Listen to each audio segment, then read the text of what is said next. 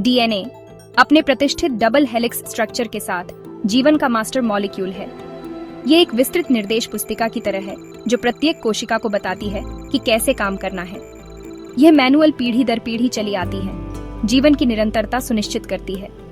लेकिन यह महत्वपूर्ण जानकारी कैसे कॉपी होती है? यहीं पर डीएनए प्रतिकृति आती है। डीएनए प्रतिकृति की कल्पना एक जिपर के रूप में करें जिसे खोला जा रहा है और फिर प्रत्येक साइड एक नया जिपर बनाने के लिए एक टेम्पलेट के रूप में काम कर रहा है। प्रतिकृति के दौरान डीएनए अणु खुल जाता है और 2 स्ट्रैंड अलग हो जाते हैं। प्रत्येक स्ट्रैंड फिर एक नए पूरक स्ट्रैंड के संश्लेषण के लिए एक टेम्पलेट के रूप में कार्य करता है। यह प्रक्रिया एंजाइम द्वारा सावधानीपूर्वक नियंत्रित की जाती है, यह सुनिश्चित करते हुए कि आनुवंशिक जानकारी ईमानदारी से कॉपी की गई है। डीएनए का यह सटीक दोहराव कोशिका विभाजन और जीवों के विकास और वृद्धि के लिए आवश्यक है। हर बार जब कोई कोशिका विभाजित होती है तो उसे अपने डीएनए की एक पूरी कॉपी बेटी कोशिकाओं को देनी होती है। डीएनए प्रतिकृति सुनिश्चित करती है कि यह सुचारू रूप से और सटीक रूप से हो, जीवन के आनुवंशिक ब्लूप्रिंट को संरक्षित करता है। जबकि डीएनए मास्टर ब्लूप्रिंट रखता है, यह सेल के न्यूक्लियस के भीतर रहता है और सीधे दिन प्रतिदिन के कार्यों को नियंत्रित नहीं करता है। यहीं पर आरएनए मैसेंजर के रूप में आता है। आरएनए डीएनए निर्देश पुस्तिका से एक विशिष्ट पृष्ठ की एक अस्थायी कॉपी की तरह है जो आनुवंशिक कोड को न्यूक्लियस से साइटोप्लाज्म में प्रोटीन बनाने वाली मशीनरी तक ले जाता है। डीएनए से इस आरएनए कॉपी को बनाने की प्रक्रिया को ट्रांसक्रिप्शन कहा जाता है।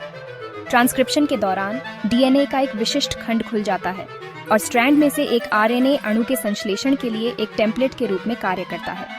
यह नया संश्लेषित आरएनए अणु, जिसे मैसेंजर आरएनए एमआरएनए कहा जाता है, कोडोन के रूप में डीएनए से आनुवंशिक कोड ले जाता है जो 3 न्यूक्लियोटाइड के अनुक्रम होते हैं।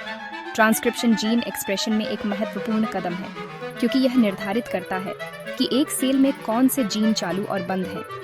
एमआरएनए के उत्पादन को नियंत्रित करके कोशिकाएं विशिष्ट प्रोटीन के संश्लेषण को नियंत्रित कर सकती हैं, जिससे वे अपने पर्यावरण पर प्रतिक्रिया कर सकती हैं और अपने विशिष्ट कार्य कर सकती हैं।